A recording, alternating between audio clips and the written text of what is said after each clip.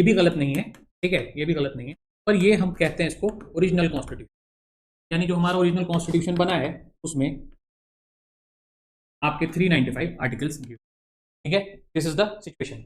और अगर हम बोलें विद अमेंडमेंट, अगर यहाँ पर भी आता है कि अमेंडमेंट के साथ कितने आर्टिकल हैं, तो बच्चे अक्सर कंफ्यूज रहते हैं, वेरियस साइट्स देखते हैं, तो उसमें जाने के बजाय आप यहाँ ध्यान दीजिए कि अमेंडमेंट्स हमारे पास विद अमेंडमेंट्स यही आर्टिकल जो है, यही आर्टिकल हमारे पास 470।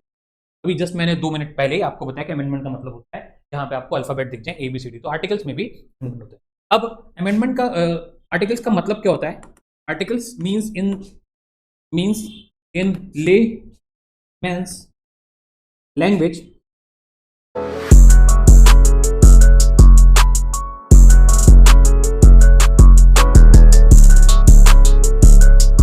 Hello, dear students. Welcome to NLCC classes. Today we are going to start a topic on articles of the Constitution, and this is our first lecture regarding articles. So, without a delay, we are going to start our first topic. That is, if you go under Constitution, there are 22 parts. There are 22 parts given, and with amendment, if you go, then there are 25 parts in Constitution. Then there are 25 parts in our Constitution. These parts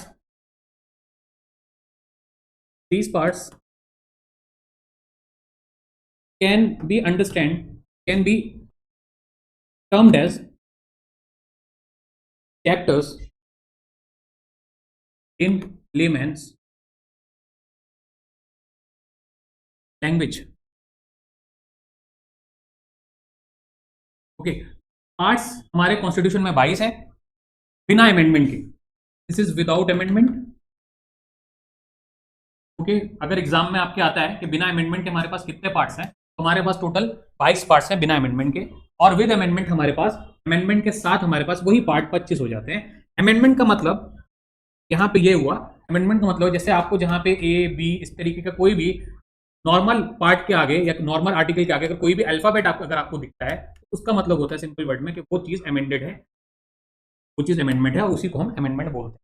ठीक है, तो those who are watching online and who are sitting offline, try to, if you know these things already, then try to write these things, because this is in a very simple language I'm telling you, so that's why I'm writing this. Okay, you will get the notes online also. If you want notes or PDF note, then you can call us. और offline जो बच्चे हैं वो तो हमसे join ही है, तो आपको नोट्स प्रोवाइड कर दिए जाएंगे। नोट्स डिटेल में होंगे, आप इसको समझ लो, नोट्स को अपने डिटेल्स के लिए पढ़ लेना।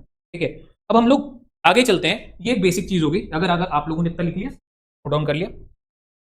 अब अगर हम बात करें, हमारे पास कॉन्स्टिट्यूशन में टोटल आर्टिकल, एक सवाल ये आता है कितने हैं, तो अगर हम बोलें कि हमारे पास टोटल आर्टिकल 395 है, तो ये भी गलत नहीं है, ठीक है, ये भी गलत नहीं है, पर ये हम कहते हैं इसको ओरिजिनल कॉन्स्टिट्यूशन, यानी जो हमारा ओरिजिनल कॉन्स्टिट्यूशन बना है उसमें आपके 395 आर्टिकल्स गिव, ठीक है, दिस इज द सिचुएशन। और अगर हम बोलें विद अमेंडमेंट, अगर यहाँ पर भी आता है कि अमेंडमेंट के साथ कितने आर्टिकल हैं, तो बच्चे अक्सर कंफ्यूज रहते हैं, वेरियस साइट्स देखते हैं, तो उसमें जाने के बजाय आप यहाँ ध्यान दीजिए कि अमेंडमेंट्स हमारे पास, विद अमेंडमेंट्स यही आर्टिकल जो है, यही आर्टिकल हमारे पास 470। अभी जस्ट मैंने 2 मिनट पहले ही आपको बताया कि अमेंडमेंट का मतलब होता है जहाँ पे आपको अल्फाबेट दिख जाए ABCD, तो आर्टिकल्स में भी अमेंडमेंट होता है। अब अमेंडमेंट का आर्टिकल्स का मतलब क्या होता है? Articles means in layman's language laws. अगर मैं लेमैन यानी किसी को समझाना हो आपको, तब क्या बताएंगे? आर्टिकल वो लॉज होते हैं जिसके जरिए कॉन्स्टिट्यूशन वर्क करते हैं, कॉन्स्टिट्यूशनल लॉज होते हैं। आई होप जो भी ये वीडियो देख रहे हैं और जो भी हमारे यहाँ मौजूद है, तो ये चीज़ें बिल्कुल क्लियर होंगी, इसमें कोई दिक्कत नहीं होगी, वेरी इजी। ठीक है, और मेरी कोशिश भी यही है कि आपको इजी में। अब इसके अलावा भी कॉन्स्टिट्यूशन में कुछ चीज़ें दी रहती हैं। ठीक है, आर्टिकल आपने देखा, पार्ट्स आपने देखे, अभी तो हम बात करते हैं आगे की चीज़ों की, जैसे शेड्यूल्स। अब शेड्यूल्स में क्या होता है? बेसिकली हमारे पास, ऑफलाइन जो मेरे बच्चे हैं बताएं कि शेड्यूल में क्या क्या चीज़ें होती हैं, मतलब शेड्यूल में कितने शेड्यूल हमारे ओरिजिनल, इसमें भी 2 चीज़ें होती हैं, ओरिजिनल कॉन्स्टिट्यूशन में और अभी के टाइम में, प्रेजेंट। हाँ, शेड्यूल हमारे पास ओरिजिनल में कितने थे और अभी कितने? ओरिजिनल में हमारे पास 8 शेड्यूल हुआ करते थे और हमारे पास प्रेजेंट में है 12 शेड्यूल। ठीक है, ओरिजिनल जो मैं कर रहा हूँ, ओरिजिनल की डेट क्या है? ठीक है, 2 डेट देखी जाती हैं, एक तो एडॉप्टेड, ठीक है, जब कॉन्स्टिट्यूशन अडॉप्ट किया गया, और एक होती है इनएक्टेड या गिवन, ठीक है, यानी लोगों को जब दिया गया। ठीक है, एक तो प्रिपेयर किया गया, फाइनली प्रिपेयर किया गया, ये वाली डेट हो गई, और एक हो गई, एक हमारे पास ईयर है 1949, एक हमारे पास ईयर है 1949, एक है 1950। जो लोगों को दिया गया वो ईयर 1950 में दिया गया, महीना इसमें नवंबर, जनवरी, ठीक है। डेट क्या है जो लोग ऑफलाइन है 26, और इसकी डेट क्या है, सेम डेट है, मंथ का फर्क है और ईयर का। दिस इज ओरिजिनल कॉन्स्टिट्यूशन के बारे में, इस टाइम जो भी वो आपको। अच्छा, अब जो लोग एमईओ जेएमआई इस तरीके या यूपीएससी किसी भी लेवल के प्रिपेयर कर रहे हैं, उनके लिए भी ये डेट्स और ये जो मैं पढ़ा रहा हूँ वो वेरी इंपॉर्टेंट है, उनको भी ये चीज़ पता होनी चाहिए, क्योंकि वो इनके सवाल में पूछी जाती नहीं तो इंटरव्यू में भी ये क्वेश्चंस। अब हम लोग इसके बाद सीधे अपने मेन टॉपिक में चलेंगे, जो कि है पार्ट 1। हम बारी बारी अपने टॉपिक पार्ट वाइज, अगर आप लोग इतना नोट कर ले तो हम आगे चलते हैं। ओके, नो यस, शेड्यूल्स में भी अमेंडमेंट हुए हैं, ठीक है, वेरी गुड क्वेश्चन। इस वजह से उसमें बढ़ करके 8 से 12 हो गए, they are also part of. अब आइए नेक्स्ट चीज, पार्ट 1, यानी अगर हम, मैंने अभी बताया तो पार्ट 1 को हम चैप्टर 1 कह सकते हैं अपनी लैंग्वेज में। पार्ट 1 किस चीज की बात करता है, यूनियन एंड टेरिटरीज की। किसकी बात करता है, यूनियन, और ज्यादा अच्छे से मैं बोलूं तो union and it's territories, union and it's territories, ये है पार्ट 1 की हेडिंग। कभी कभी एग्जाम में पार्ट 1 की सिर्फ हेडिंग भी आ जाती है, खासतौर से जो एमयू के बच्चे हैं वो उस पर फोकस करें, ये चीज पूछी जाती है। अब हम चलते हैं इसमें, दूसरा सवाल जो बनता है कि इसमें आर्टिकल कौन कौन से होते हैं। इसमें आर्टिकल्स जो होते हैं वो 1 से 4 तक पढ़ने होते हैं, आर्टिकल 1 से 4 तक पढ़ना होता है।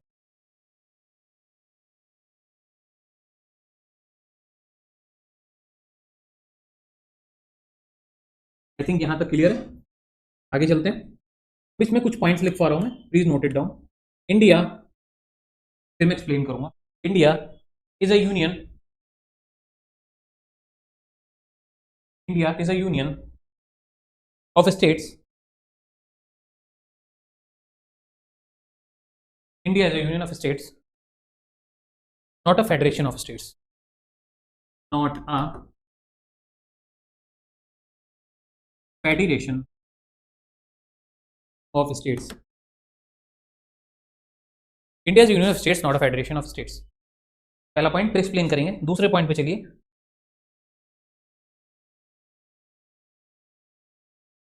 टाइप्स ऑफ इंडियन टेरिटरीज,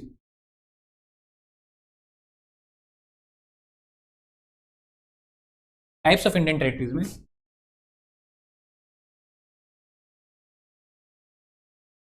पहली है territory of the state, territory of the state. दूसरी है union territory,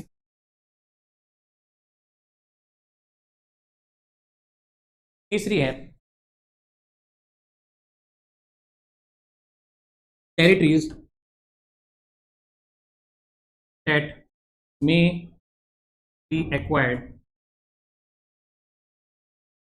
by government of India, that may be acquired by government of India.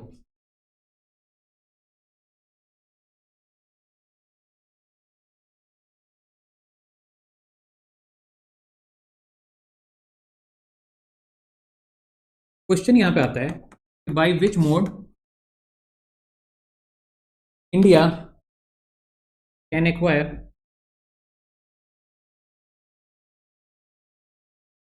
Territories, by which mode India can acquire territory. हमने अभी तक पहले इतना समझ लेते हैं, इसको वापस नीचे लाता हूं। इंडिया एक यूनियन ऑफ स्टेट्स है, यानी ग्रुप ऑफ स्टेट्स से बना है, कलेक्शन ऑफ स्टेट है, ना कि फेडरेशन ऑफ। हर एक स्टेट यानी हर एक गवर्नमेंट अपना अपना वर्क करती है, ठीक है।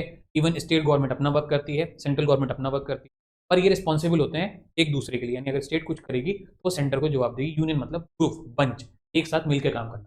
यहीं पे फेडरेशन क्यों नहीं बोला गया इसको, फेडरेशन का मतलब ये होता है जहाँ पे हर एक स्टेट अपना काम करे और दूसरे को जवाब ना दे। फेडरेशन की एग्जाम्पल है यूएस, यूएस में जो स्टेट्स होती हैं वो अपना अपना जिम्मेदार होती हैं, इसकी जिम्मेदारी प्रेसिडेंट नहीं लेता है। वहाँ पे वहाँ के जो वो होते हैं मेयर होते हैं वो इक्वली पावरफुल होते हैं, प्रेसिडेंट के कुछ पावर्स कम होती हैं, तो वो अपना एडमिनिस्ट्रेशन, ठीक है। सेम यूनियन ऑफ स्टेट में इंडिया में क्या होता है कि ये रिस्पॉन्सिबल सेंट्रल गवर्नमेंट है, central government has excess more power than the state government. यहाँ पे अगर आप कुछ करेंगे या आपको फंड भी लेना है या कुछ भी करना है तो आपको सेंट्रल गवर्नमेंट यूनियन की तरफ करना पड़ेगा, तो हम बोलते हैं इंडिया। क्लियर कर लो एमसीक्यू के, यूनियन ऑफ स्टेट, ये भी हमको आर्टिकल 1 बता। उसके बाद टाइप्स ऑफ इंडियन टेरिटरीज, मतलब इसमें साथ में हमने हेडिंग क्या थी, यूनियन एंड टेरिटरी। तो सबसे पहले हम ये पढ़ते हैं इसके अंदर कि यूनियन क्या है और उसकी टेरिटरीज कहां तक है। आर्टिकल 1 में हमको इतना ही बताया गया। तो टेरिटरीज कौन कौन सी हैं, जितनी भी टेरिटरी स्टेट के अंदर है, नहीं बाउंड्रीज। आप टेरिटरी से क्या समझ सकते हो, what do understand by territory? Territory मतलब यहाँ पे सिंपल हो गया बाउंड्रीज, ठीक है, बाउंड्रीज की बात हो गई। यूनियन टेरिटरी भी इसका पार्ट होगी, यानी अगर मैं ऐसे तोड़ूं, स्टेट, यूनियन टेरिटरी, साथ में टेरिटरी डेट में भी acquired by government of India. Acquired से क्या समझा आपने, बाद में जिन पे कब्जा कर लिया गया हो वो भी इंडिया की टेरिटरी हो जाएगी। ये टेरिटरी की डेफिनेशन यहाँ पे क्लियरली बता। हाँ, दैट मे बी, हाँ क्योंकि वो एक्वायर नहीं हुई ना, एक्वायर करी जाए फ्यूचर में ना, इसलिए मे बी यूज किया। हाँ, जो भी एक्वायर करेंगे आप, ये कॉन्स्टिट्यूशन तो बन गया 1950, इन्होंने ये चीज क्यों लिखी, मे बी आने वाले टाइम में भी ये चीज इसमें अप्लाई होगी। तो यानी कि अगर हम 2025 में अभी मान लो पाकिस्तान को कब्जा कर लेते हैं तो मे बी में वो कन्वर्ट हो जाएगा, then it will come to maybe से क्या हो जाएगा वो, हाँ क्या इंग्लिश में क्या बोलोगे मे बी को हटाओगे तो, इनकॉर्पोरेटेड इन अवर टेरिटरी, उसके लिए वर्ड का इनकॉर्पोरेशन होता है, ठीक है, सिंपल सी बात है। तो मे भी इसलिए यूज किया कि फ्यूचर में भी आप कभी भी, जब तक अब हमने कॉन्स्टिट्यूशन दे दिया, अब फ्यूचर में कभी भी कोई भी आप टेरिटरी एक्वायर करोगे तो वो यूनियन ऑफ इंडिया का पार्ट हो जाएगी, इसलिए मे भी यूज, ठीक है। अब आओ, by which mode India can acquire territory, कौन से वो तरीके हैं, जैसे यही एक्वायर आप कर रहे हैं ना, तो इसके कौन से तरीके हैं जिनसे आप एक्वायर कर सकते हैं कोई टेरिटरी को, तो वो भी लिख लीजिए आप जरा सा। पहला है सेसेशन, मोस्ट लिख लीजिए बस, सेसेशन, पहला है सेसेशन। दूसरा है ऑक्यूपेशन, ऑक्यूपेशन। तीसरा है कनक्वेस्ट, तीसरा है कनक्वेस्ट। एंड लास्ट है सब जंक्शन।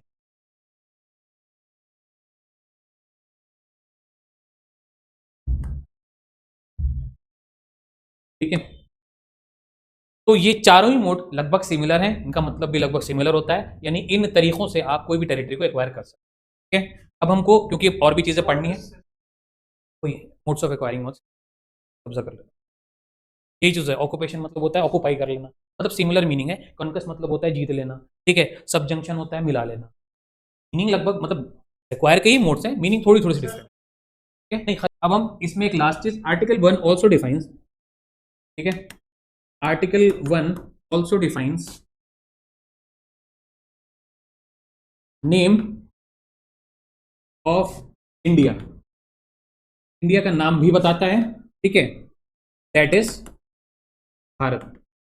क्या नाम बताता है, इंडिया का एक नाम है भारत, एंड इसके अलावा कोई भी नाम इंडिया का एप्लीकेबल नहीं है। इंडिया का यानी कि बेसिकली दो नाम इस आर्टिकल में बताया गया, एक तो भारत और खुद India. This is the official name of India, official, या फिर आप बोल लीजिए this is the actual name of India, Bharat. अब हम लोग आर्टिकल 2 पे चलते हैं। आर्टिकल 1 में हमको इतना ही जानना है, कोई भी एमसीक्यू अगर आता है, जैसे मैं एमसीक्यू भी आपके साथ एक डिस्कस कर लेता हूँ यहाँ, फॉर एग्जाम्पल एक क्वेश्चन बस, which article defines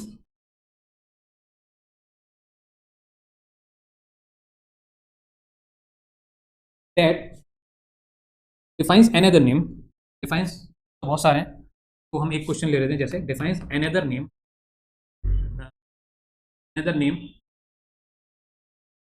of India as Bharat, ठीक है। इसमें सब कुछ दिया हुआ ऑलरेडी क्वेश्चन में ही, बस आर्टिकल आपसे पूछ रहा है। ऑप्शन में जैसे आपको दे दिया ABCD, ठीक है, ए में आपको दे दिया आर्टिकल 1, बी में दे दिया आर्टिकल 2, सी में दे दिया आर्टिकल 3 एंड 4 में दे दिया आर्टिकल 4। सीधी सी बात है ABCD में। तो जो ऑनलाइन है जो ऑफलाइन है वो बताएं इसका आंसर क्या होगा, बिल्कुल सिंपल क्वेश्चन है, 1, बिल्कुल ठीक है, आपको एग्जाम में भी यही करना है, ठीक लगा लेना। ओके, अब हम लोग आगे चलते हैं आर्टिकल 2 में। आर्टिकल 2 में हम ज्यादा नहीं पढ़ेंगे, सिर्फ रिलेवेंट चीजें पढ़ेंगे जो एग्जाम के लिए इंपॉर्टेंट है। तो अगला हमारा टॉपिक है इसी का, आर्टिकल 1 से 4 है। आर्टिकल 2 सबसे पहले सबसे इंपॉर्टेंट होती है हेडिंग, हेडिंग पे ध्यान दीजिएगा। एडमिशन और एस्टेब्लिशमेंट ऑफ न्यू स्टेट्स, तो ये किस चीज की बात करता है, एडमिशन और establishment of new state, of new state.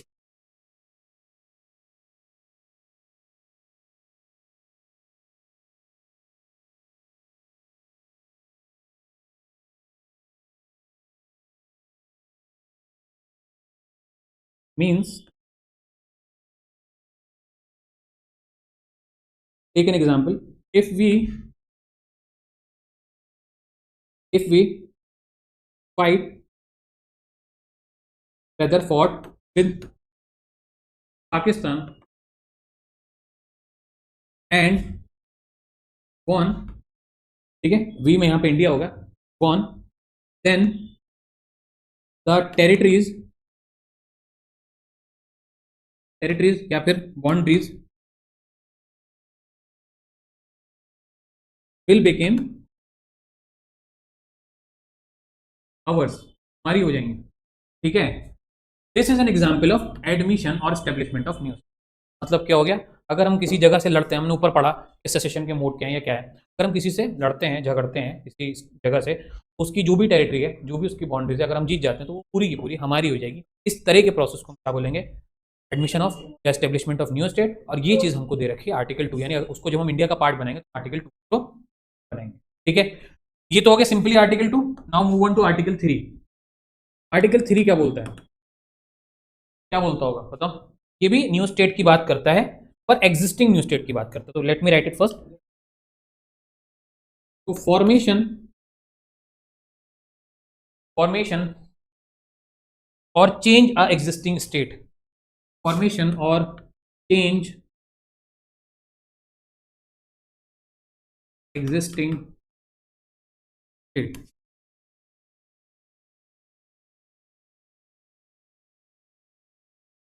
ये इसकी बेसिक हेडिंग हो गई, जिससे आपको समझ में आ जाएगा कि क्या कह रहा है। इसके अंदर पॉइंट लिखिएगा पहले, आर्टिकल 3 में point, centre can alter diminish center can alter, diminish, form, name or alter any area of a state.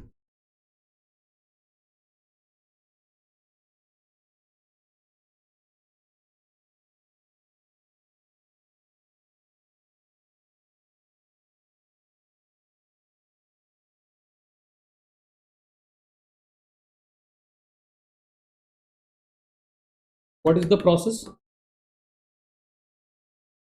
पहले तो ऊपर का समझ लीजिए कि हम इसमें फॉर्म कर सकते हैं, चेंज कर सकते हैं कोई भी एग्जिस्टिंग, सिर्फ इतना ही नहीं, हम उसका नाम भी बदल सकते हैं। जो स्टेट से मतलब हो गया, जो स्टेट इंडिया का पहले से पार्ट है, हम उसमें से स्टेट तोड़ भी सकते हैं, स्टेट उसमें जोड़ भी सकते हैं, मर्ज भी कर सकते हैं, उसका नाम भी बदल, ये सारी चीज़ें, जैसे अलीगढ़ का नाम आप, तो वो आर्टिकल 3 के थ्रू आपको लॉ पास करना। देखो नहीं, सेंटर एज अ पावर इन सब आर्टिकल में सेंटर, और सेंटर में भी अगर हम जाए, बॉडी की बात अगर हम करें तो पार्लियामेंट के थ्रू होगा, नहीं पार्लियामेंट में सेंट्रल गवर्नमेंट ही, ठीक है। तो सेंटर क्या क्या कर सकती है, अल्टर जानते हैं, कटिंग, थोड़ी बहुत, थोड़ा एरिया कम कर दिया, बढ़ा दिया, डिमिनिश पूरी तरीके से एरिया खत्म ही करके एक नई पूरा दो जगह को मर्जी कर दिया, बिल्कुल ठीक है। फॉर्म, कुछ था ही नहीं, कुछ नई जगह, जैसे क्या है, यूनियन टेरिटरी को स्टेट कर दिया, स्टेट को यूनियन टेरिटरी कर दिया, ये तो नया हो गया ना, बिल्कुल ये कर दिया, टेरिटरी कर दिया था, तो आर्टिकल 3 से। उसके अलावा नाम भी बदल सकती है, जगह का नाम को भी अल्टर कर सकती है, और सेम डिमिनिश कर सकती है, यानी पुराना नाम हटा के नया ला सकती है, या कुछ भी, या एरिया भी, कुछ थोड़ा बहुत एरिया भी, मान लो अलीगढ़ और बुलंदशहर को मिलाना, पूरा का पूरा बुलंदशहर कर देना, तो वो भी कर सकती है। तो अलीगढ़ ही खत्म कर दे, बुलंदशहर ही पूरा अलीगढ़ तक हो जाए, पहले अलीगढ़ ही का पार्ट था बुलंदशहर का, बाद में बुलंदशहर निकला, ठीक है। तो ये सब कैसे होगा, ये आर्टिकल 3। तो ये प्रोसेस क्या होता है, इस तरीके से चीजें वर्क करती हैं, ये भी जरा से लिख लीजिए। सबसे पहले a bill will be sent to president. इस चीज को करने के लिए एक बिल जाएगा किसके पास, पहले तो प्रेसिडेंट के पास जाएगा, ठीक है। द प्रेसिडेंट, इसके बाद प्रेसिडेंट विल सेंड हो गए दिस बिल टू, किसको भेजेगा, प्रेसिडेंट, पक्की बात है, लिखो तो।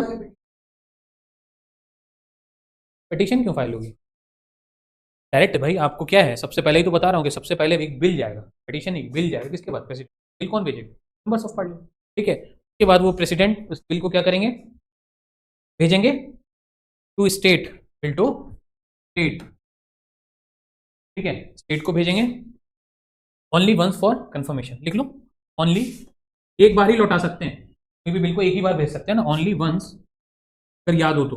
फॉर, तुम लोग को पहले पढ़ाया था, फॉर कन्फर्मेशन। स्टेट यहाँ पे हो गया गवर्नमेंट, ठीक है। State is a very broader concept, covers each and everything, ठीक है। लगभग सभी चीजें स्टेट में आती हैं, लाइक गवर्नमेंट, पार्लियामेंट, सब आती है। तो जैसे तुम लोग पार्लियामेंट बोल रहे थे, बिल्कुल सही बोल रहे थे, स्टेट मतलब पार्लियामेंट भी होगा। अगर आप आर्टिकल 12 याद करें, आर्टिकल 12 में स्टेट की डेफिनेशन में पार्लियामेंट भी है, गवर्नमेंट भी है, लेजिस्लेचर भी है, लोकसभा भी है, राज्यसभा, सब कुछ है, ठीक है। मतलब एक्चुअल में जो लैंग्वेज है कॉन्स्टिट्यूशन की, उसमें स्टेट लिखा हुआ है। स्टेट का यहाँ मत सेंस क्या हुआ, गवर्नमेंट एंड पार्लियामेंट, ठीक है।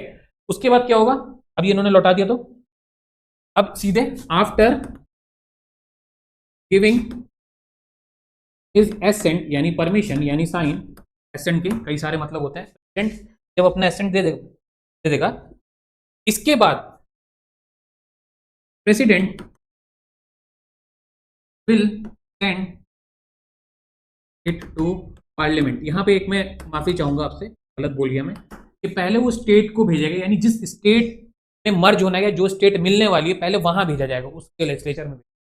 उस स्टेट से जब कंसेंट आ जाएगी, पार्लियामेंट यहां पे नहीं होगा वाला सेंस पार्लियामेंट। तो जब उस स्टेट से कंसेंट आ जाएगी, वो स्टेट रेडी होगी अपनी बाउंड्री तोड़ने के लिए, नाम बदलने के लिए, कोई भी एक एरिया पर्टिकुलर बदलने के लिए, तो उसके बाद प्रेसिडेंट क्या करेगा, इसे फाइनली कहां भेजेगा, पार्लियामेंट में, तीसरी step.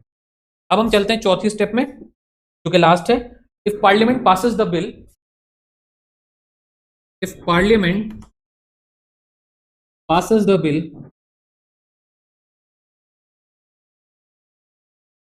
if parliament passes the bill with simple majority,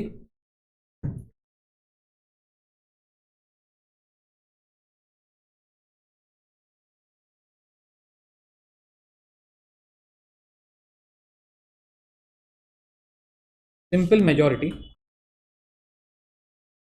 if मतलब सिंपल मेजोरिटी से भी अगर पास हो जाता है, तो it will became an act.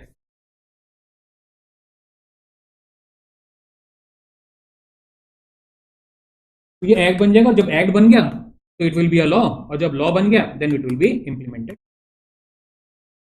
ठीक है, ये हो गई कहानी, बहुत शॉर्ट में मैंने आपको प्रोसेस बता दिया, ठीक है, जो मेन मेन पॉइंट हो गए। अब हम इसके अंदर चलते हैं फर्दर। इसमें एक लैंडमार्क केस है, नोट डाउन कर लीजिए, शायद मैं आपको ये लैंडमार्क केस नोट्स में ना दूं। वीरूबारी यूनियन केस,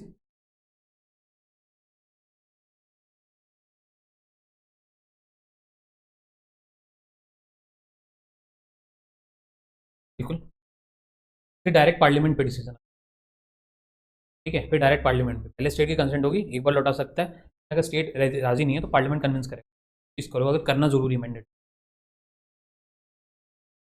वेरूबारी यूनियन केस लिख लीजिए, 1960 का है,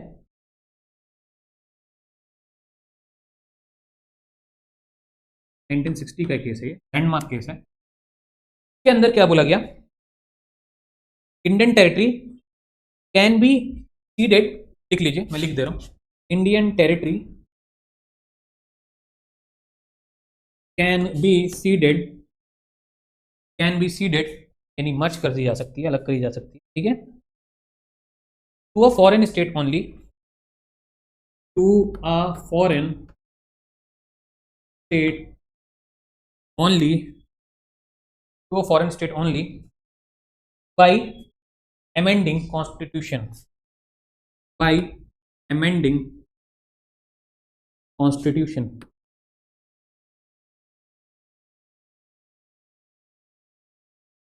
क्या बोला, पेरूबारी केस ने ये बोला, इंडियन टेरिटरी को आप मिला सकते हैं, अलग कर सकते हैं, स्टेट में दोनों चीज आप ले सकते कर सकते हैं, किससे, फॉरेन स्टेट से, कोई बाहर की स्टेट से, लेकिन ये जो होगा ये अमेंडमेंट के थ्रू ही होगा, नॉर्मली आप इसको नहीं कर सकते, सिंपल मेजोरिटी से पास करोगे करोगे, पर अमेंडमेंट के थ्रू लाओगे इसको, ठीक है, डायरेक्ट आप इसको आर्टिकल 3 में ही करोगे, पर अमेंडमेंट के थ्रू। एक और केस लिख लो जो इंपॉर्टेंट है,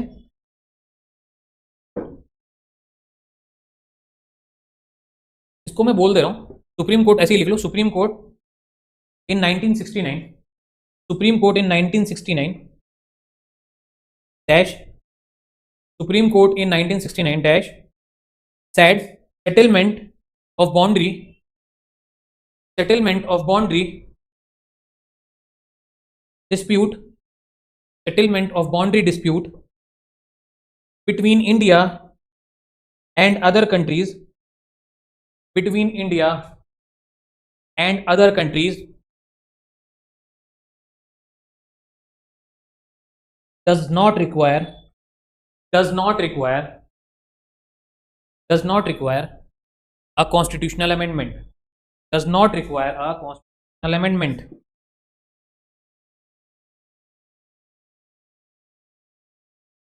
does not require constitutional amendment. तो बेरूबारी केस ने बोला कि भाई अगर आपको ये चीज करनी है, फॉरेन स्टेट को मर्ज करना है, तो आपको अमेंडमेंट करना होगा। उसके बाद सुप्रीम कोर्ट के एक और केस आता है जो कि ये बोलता है 1969 में, यानी 9 ही साल बाद, कि नहीं भाई अमेंडमेंट करने की जरूरत नहीं है, डायरेक्टली आर्टिकल 3 मौजूद है ना, तो अमेंडमेंट क्यों करना है। यानी उसने बेरूबारी केस को, जो कि लैंडमार्क केस था, उसको पलट दिया। सिंपल सी बात। केस का नाम रिलीवेंट नहीं है, इसलिए मैंने आपको लिखा है एग्जाम के लिए। अब इसके बाद आइए, हेडिंग लिखिए, integration and evolution of states and union territory. इसी में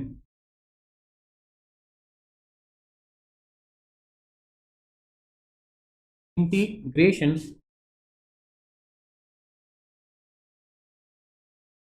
of states and union territories,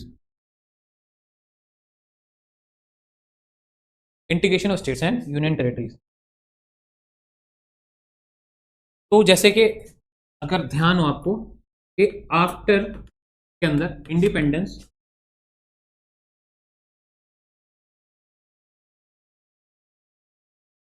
there are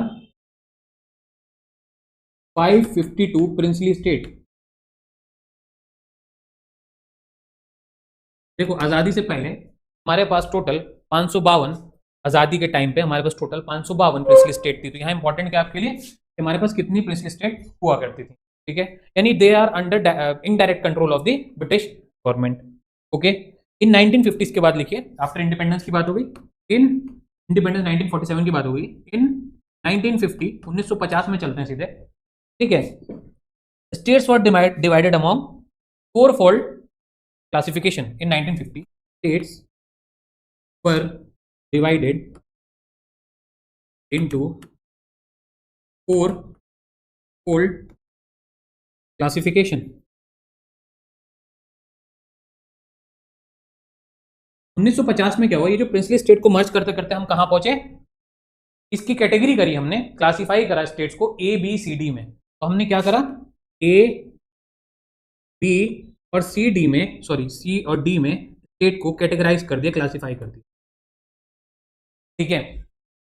तो हमने बोला, एक्चुअल में हमने इसको बोला part A, part B, part C and part D. इसमें हमने रखा state comprised 9, state comprised 9 erstwhile governors provinces।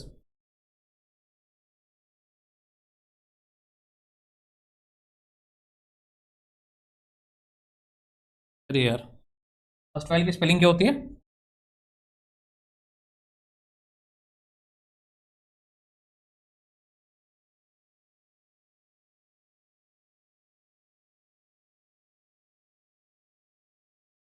erstwhile, बल्कि अर्स्ट में स्पेलिंग सही कर लेना, मेरे शायद मैंने गलत लिखी है, ERST होगा सिर्फ, सही कर दे रहा हूँ, ERST, erstwhile गवर्नर प्रोविंसेस। तो 9 तो डाली गई गवर्नर प्रोविंसेस में, गवर्नर प्रोविंसेस में। उसके बाद बी में सेम वही स्टेट,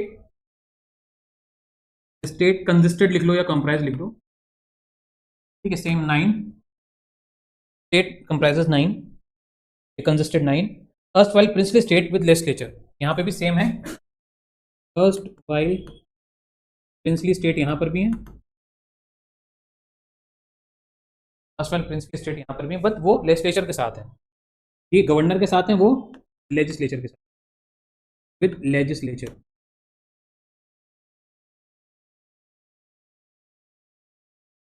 पार्ट सी में अगर आप देखें, रखा गया टोटल 10 यूनियन टेरिटरीज को, टोटल 10 यूटीज को रखा गया। और हमारी हेडिंग भी यही थी, इंटीग्रेशन कैसे हुआ स्टेट और यूनियन टेरिटरीज का, यानी कैसे मर्ज करके आज जो हम देखते हैं 28 स्टेट और 8 यूनियन टेरिटरी, उसका प्रोसेस कहां से शुरू हुआ, कैसे कैसे मर्ज हुआ। एक जमाने में हमारे पास 552 प्रिंसली स्टेट हुआ करती थी, उसको फिर कैटेगराइज किया गया एबीसीडी में। इसमें बहुत बड़ा रोल 3 कमीशन का था, कमीशन में आपको कल वाली क्लास में पढ़ाऊंगा, इसको कंप्लीट कर लेना बस। पार्ट डी में हमने रखा सिर्फ एक सिर्फ रखा, चाहे तो लिख लो 1 रखा, या फिर हम सीधे लिख दे रहे हैं किसको रखा, अंडमान एंड निकोबार, यानी इसके अंदर हमने सिर्फ एक कैटेगरी, अंडमान एंड निकोबार। वो कैटेगरी का नाम भी मैंने लिखा दिया आपको। अगेन वो 7 कैसे हुई, इससे पहले तो 7 1956 में थी। हाँ, पहले तो ये कैटेगरी हुई ना, 1956 में 7 थी और आज 8 है, ठीक है। इससे पहले 2019 में 9 थी, चेंज होती रहती है ना, समझ रहे हो। अभी इसमें यूनियन टेरिटरी जो पहले इसको प्रिंसली स्टेट 552 को जो बांटा गया ना, तो मर्ज करते करते क्या करा, 9 गवर्नर प्रोविंस बनाए, 9 अर्सफाइल प्रिंस, इसमें से इसको इंटीग्रेट किया, मिलाया, इसमें से 9 9 10 और एक ये निकल के आए, यानी कि 10 और 9 19 और 19 और 10 29, ठीक है। ये कैटेगरी निकल गई, 29 में आपने कन्वर्ट किया, 29 में 10 यूनियन टेरिटरी थी और इसको कुछ भी कैटेगरी में नहीं रखा। आप देखो ये किसी को कैटेगराइज नहीं किया, इसको अलग रखा पार्ट डी में। अब इसके बाद जो मेन चैलेंज था लैंग्वेज बेसिस पे कंट्री को डिवाइड करना, उसके लिए हमारे पास आई कमीशंस, ठीक है, कमीशंस आई। इसमें सबसे इंपॉर्टेंट है या सबसे पहले जो है वो है धार कमीशन, जो हम कल पढ़ेंगे। 3 कमीशंस थी इसके अंदर, तो 3 कमीशंस के बारे में हम टुमारो कल पढ़ेंगे। Okay, this is for today. I think easy रहा होगा, इतना मुश्किल नहीं रहा होगा, ठीक है। मैंने बहुत ही इंपॉर्टेंट पॉइंट सिर्फ मर्ज करे हैं। आप टोटल कैटेगरी भी दे सकते हो और कौन सी कैटेगरी किस हिसाब से बांटेगी भी दे। प्रोविंस को ही, प्रिंसली स्टेट को ही प्रोविंस में बांटा गया। प्रोविंस आज के डेट में स्टेट कहलाती हैं, वही प्रिंसली स्टेट प्रोविंस हुई, प्रोविंस स्टेट हुई। यूनियन टेरिटरी शुरू से यूनियन टेरिटरी, बस वो नंबर घटता बढ़ता रहता है, ये चीज़ें, ठीक है। धार कमीशन, जेवीपी कमेटी और लास्ट में फजल अली कमीशन, ये 3 कमीशन। तो जो लोग ऑनलाइन जुड़े हुए हैं वो लोग हमारा कोर्स ज्वाइन कर सकते हैं और हमें कॉल कर सकते हैं हमारे गिवन नंबर में।